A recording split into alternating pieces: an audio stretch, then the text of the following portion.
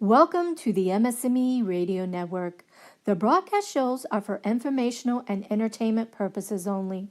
They are not designed to provide listeners with specific personal, medical, or counseling advice. Individuals with a medical issue should always consult their healthcare provider. MS&Me is not responsible for content of individual shows. The views expressed by show hosts or the guests are their own. Enjoy the show. One size does not fit all. And I wish manufacturers and salespeople will stop falsely advertising items as such. That and like similar items as well. It works for clothes, shoes, or not so much shoes, but a lot of clothing. They say one size fits all. But I thought it was kind of ironic because last week I tried on a new pair of a new pair of panties that I purchased online. I believe it was eBay or Amazon, one of those. And it's so funny. I got it and I looked at it. It's like, huh? It's like a little handkerchief sort of piece of material. And on the tag it said, fits most athletic body types. Okay. I consider myself as having an athletic body type, but it's kind of like, well, so does my best friend. She has an athletic body type, and well, our bodies are quite different. Let's say I wear 00, she wears a size 8 to 10, but both are athletic body types, so I'm not quite sure how this is supposed to work. But anyway, my point is, one size does not fit all. Similar to all snowflakes are different. MS, multiple sclerosis, people with MS, like myself, I consider we are like snowflakes. This is the snowflake disease. The thing is that we're all different. How it affects us, how it doesn't affect us, and how we deal with it. I say, snowflakes are each are unique or different. Kind of like I also say one size does not fit all. Similar to when people are talking about food. You guys know I'm all about food and fitness and fun. One thing people are always, or usually I see some kind of demonizing carbs.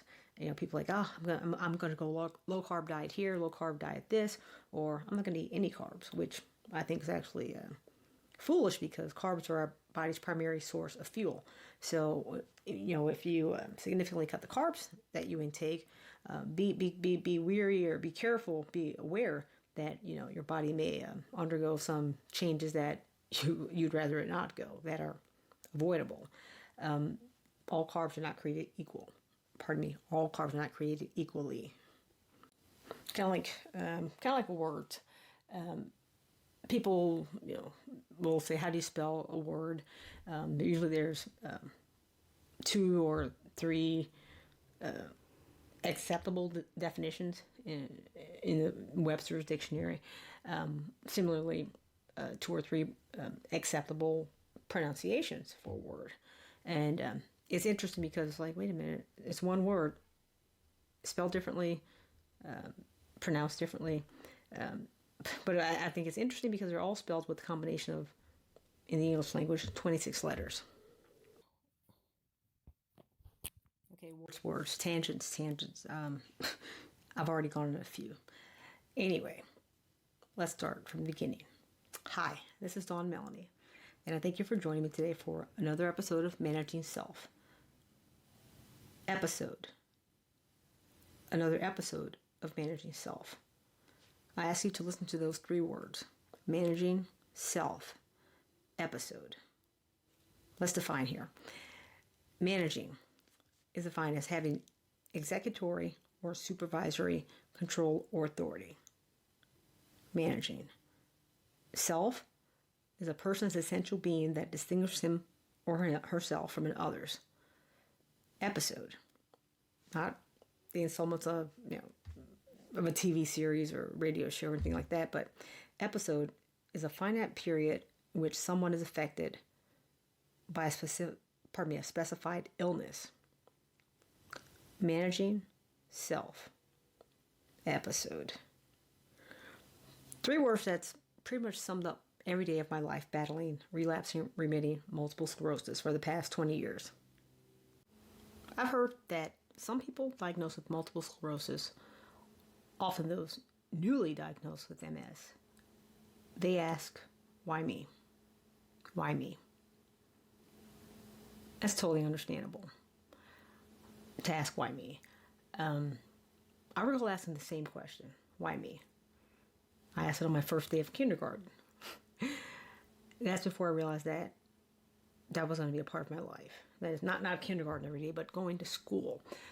Waking up, getting dressed, going to school for the day before I come home again and hang out with mom and watch TV and eat junk food. Going to school was necessary for my educational development. Even for my social development, I later realized. I learned my ABCs. I even had to watch my P's and Q's, let's say that. And it wasn't long before that I had X's and O's. Well, just one actually. But that was plenty enough for a 4.5-year-old. That is my quote-unquote first kiss. Why me? Why me? Why? The letter Y.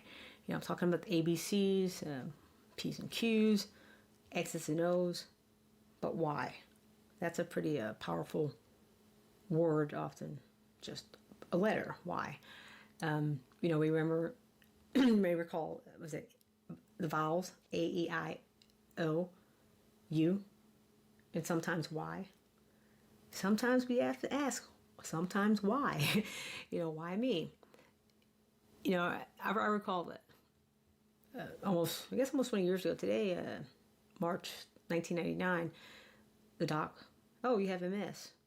Usually the patients would say something like, why me? What the hell did I do to deserve this? Was my genes, bad genetics? Maybe I just had bad karma. Maybe something I did bad, like a mortal sin. Why me? When I heard the doctor say, you have MS, March 1999, my response was, well, okay. I said, okay. Now, today, if someone says, why me? If they say, hey, I have MS, and why me? I'd probably tell them something like, this is not trying to be a smart ass, but I'd probably say, why not you? Why not you? Today I understand, we often ask why me? But I think a more appropriate question would be to ask, why not me? I understand today, things happen. Disease happens. Good things sometimes happen. Bad things sometimes happen to good people. No, actually, I think, I said it was a slip, but it probably was a Freudian slip, but it's true as well. Sometimes good things happen to bad people, but unfortunately, bad things happen to good people as well. Disease, accidents happen, addictions happen, bad things happen to good people. So, it's life. So instead of saying why me, today I would ask that person to kind of question, why not me, or why not you? So oftentimes people ask me, how do you do so well having MS? How do you work out all the time? How do you overcome the fatigue? They ask me this all the time, pretty much on a daily basis.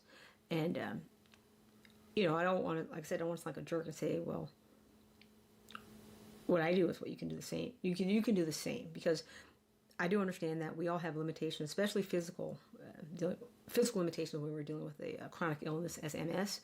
So I won't say that. However, I will try to get that person to think about asking themselves a question, I'd say on the flip side, on the other side of the coin. A why me question, I think, is kind of self-defeating. And I don't believe in self-defeat. We got enough battles to fight. I don't need to beat myself up. That way of thinking, why me? Why me? Woe is me. It's self-defeating line of thinking, and I've learned that oftentimes when someone has that sort of thought process, what shortly follows, and also not just shortly follows, but also eventually follows, or somewhere in the future, is resentment, sometimes envy, and also sometimes self-pity. resentment, envy, and self-pity. And you guys probably know by now, I'm a pretty positive person. I'd say rather upbeat, and I don't like things that kind of weigh me down, drag me down. But those kinds of feelings, resentment or self-pity, toxic, all very toxic emotions that basically demean and diminish us. I try to stay away from that. So you know what? That's how I do so well living with MS for the past 20 years. I don't absorb myself in that sort of thought process because I don't want to go down that slippery road. It's a decision that I make. I don't want to be self-defeated. I'm all about a party. No, not really. What do I say? I don't party much. But I definitely don't believe in pity parties. I don't throw myself pity parties at all. And anybody out there listening, if you ever feel like, man, I'm really feeling like I'm going to throw a pity party and I'm going to be the host of it or the guest of honor, don't do that. Instead of that, I ask you to, how about this? The Serenity Prayer, the first line of the Serenity Prayer. Write these words down somewhere. Maybe look at it, say it out loud, think it, meditate on it. But say the first line of the Serenity Prayer. Think about that. Don't think of a pity party. That's silly. Think of the Serenity Prayer. God, grant me the serenity to accept things I cannot change. God, grant me the serenity to accept the things I cannot change. The things I cannot change. Cannot change. Both of those words start with C. C, change. There's no known medical cure for MS as of now. Today is February the 5th, 2019.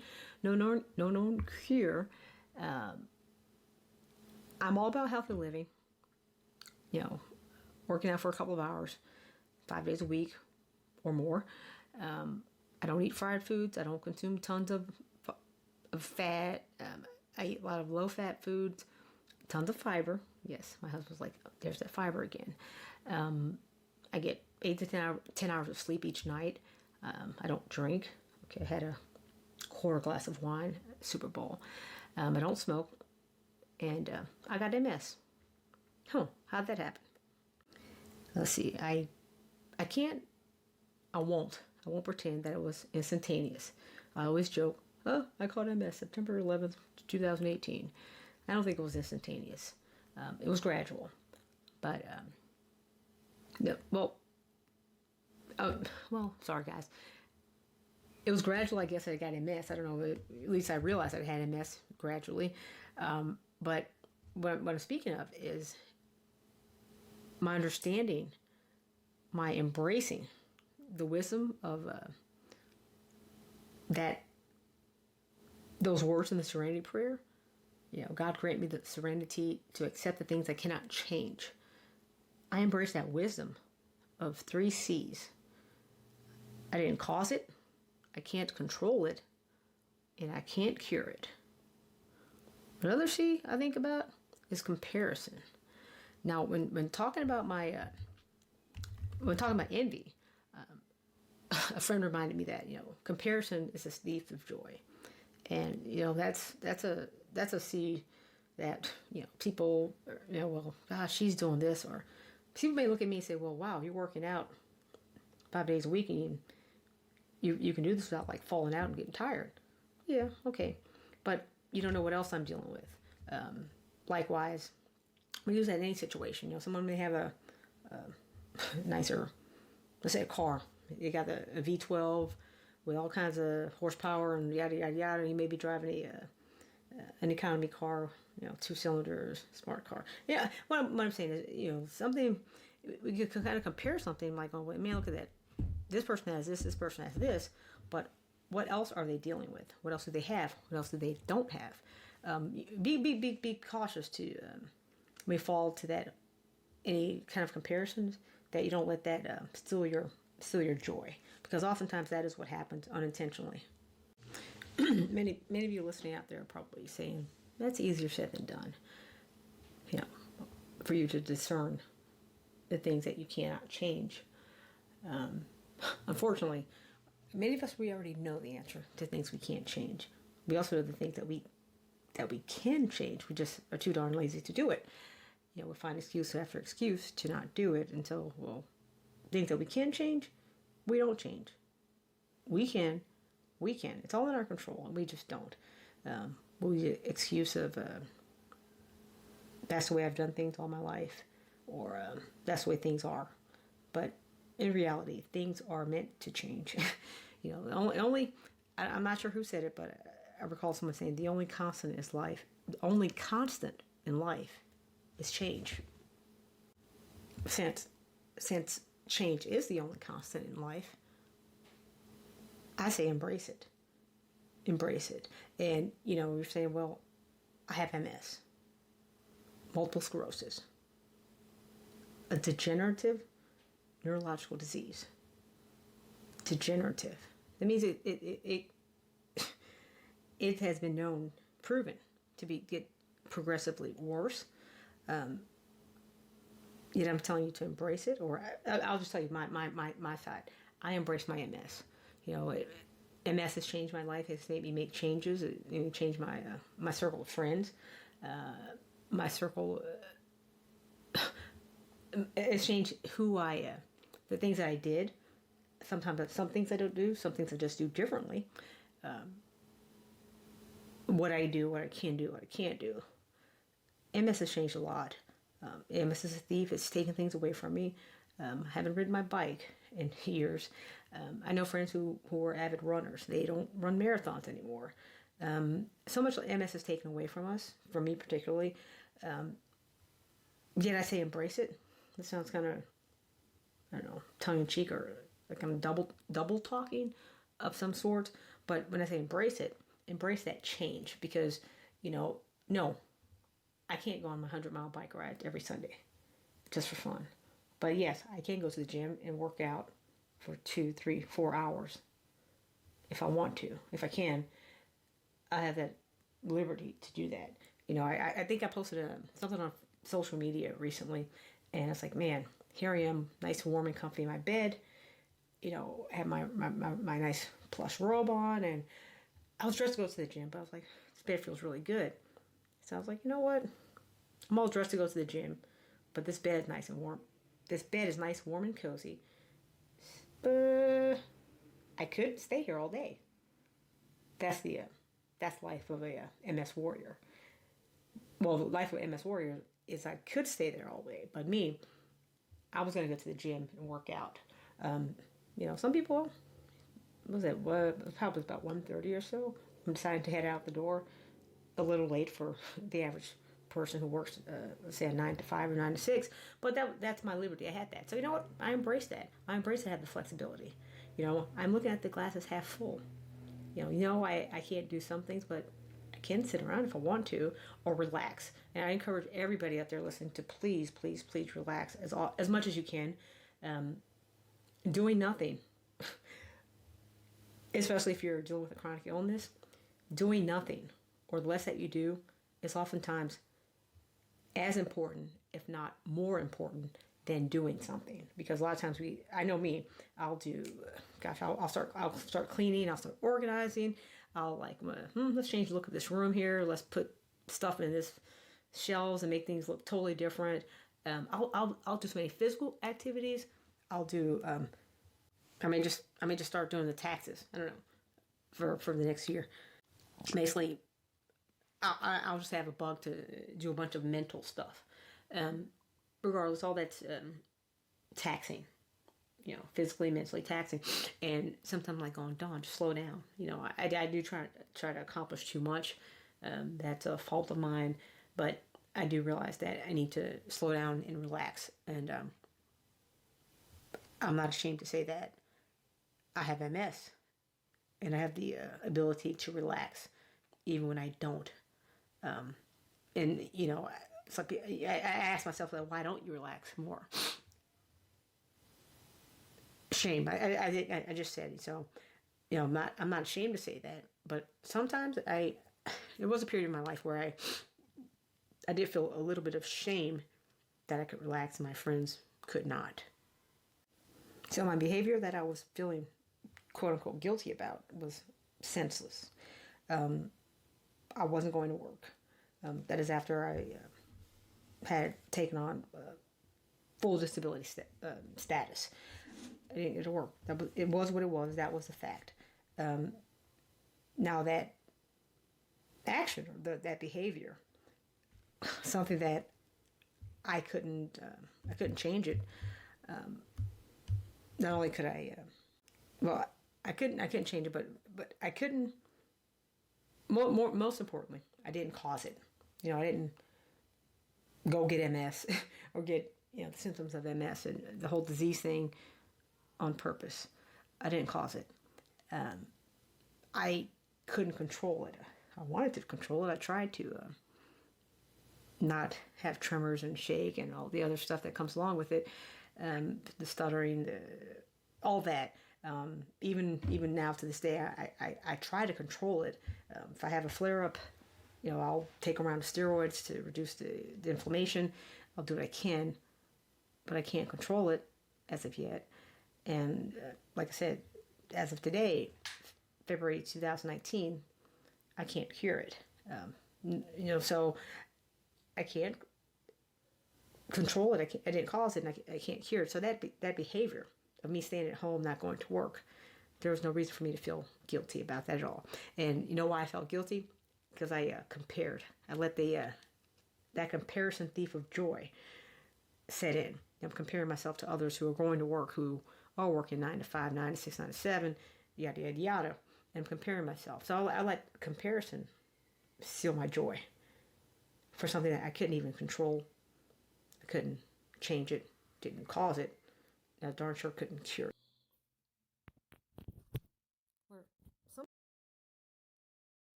Or hesitant about their behavior. I'm proud of mine. I'm proud because I think that my purpose in life is being fulfilled by my behaviors. I'm not a scientist. I'm not a doctor. I just consider myself a regular girl. I wear many hats. Jack of all trades, master of nothing. But I think that I'm living the life that I want to, that I'm supposed to. Some people are afraid to do that because they're hesitant that pursuing their life's purpose is going to sound self-serving or just simply selfish. Some people fail to recognize their own gifts, the gifts that they could use to not only promote themselves as a better version of themselves, but also to contribute to the world, to give back to the community. And that's why I look at myself. I'm like, you know what? I was trained as a financial mind, let's say, undergrad accounting degree. I have an MBA with concentration management information systems, yada yada, certified public accountant, certified internal auditor, so much of these number of things here. I'm also a certified fitness trainer. Things that I can, all these degrees and licenses to attain monetary value, or should I say monetary gain. But it's funny because in all actuality, what I gained the most joy seems to be from oftentimes just a simple altruistic actions. And that's just giving back to people, seeing a smile on their faces, just from interacting with them, talking with them, exchanging stories, things of that nature. I mean, just simple. I would say just enjoying life, living life and enjoying my life and other people's as well. So that's what how I survive, and not only survive but thrive day to day living with multiple sclerosis, like I said, for over 20 years. So as I close this week's program, I challenge everyone listening today to check yourself. Check yourself before you wreck yourself. In other words, check your attitude. If someone says, but you look so good, but you feel like a piece of dog crap, don't get mad at them. How about this? go, that's good. I do look so good. I'm winning. I'm not letting MS control the ship or take over. I'm winning. I look good. And I feel bad, but I'm putting my best face forward, putting my best foot forward. I'm smiling. Use that smile as your armor to battle MS. I know I do every day. As I talk, I'm like going, you know what? The show's called Managing Self, but today I want you guys to think about thriving self. I want everyone out there to think of what they can do to thrive themselves. That is to develop well, to vigorously thrive yourselves, to become successful, happy, and healthy. Thrive. So I thank you for listening. This has been Dawn Melanie with Managing Self, but for the upcoming week, I pray that you all can thrive yourselves in the best ways possible to help you be the best you that you can be.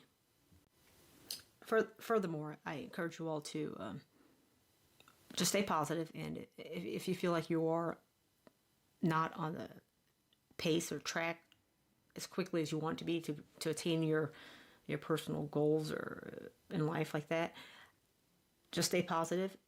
I know sometimes, again, I may fall or be susceptible to falling victim to the thief of comparison. Comparison, I mentioned earlier, it steals our joy. But we know ourselves. We get a gut feeling, and our gut feelings are pretty much usually correct. Also, I know I do like to get direct feedback, sort of real time, either if I'm talking in person to someone or if it's nothing more than a note or comment on social media. And I just wanted to share with you a couple that I did receive today, because I think they hit the nail on the head. One lady said, "You are an inspiration. Thank you for being you and encouraging others." I thought that was very touching, because she recognized that I'm being me. I'm not perfect, and my way of doing things is oftentimes different than most. But I actually put the note out there encouraging the others in the group. It was an MS group, to be themselves, even if other people don't understand why they're doing it, but do what makes them happy. So, I thought that was good that someone recognized that. I appreciated that. And I want to close on this one before I end this week. This person said, they shared with me that they're also in the gym several times a week, 6 times a week. And she said, that's what I call, quote unquote, making MS my bitch. Yeah, making MS my bitch. So thank you all for joining me this week. This has been Dawn Melanie. And until next week, I hope you'll join me then, I do wish you'll have a blessed week. Thank you.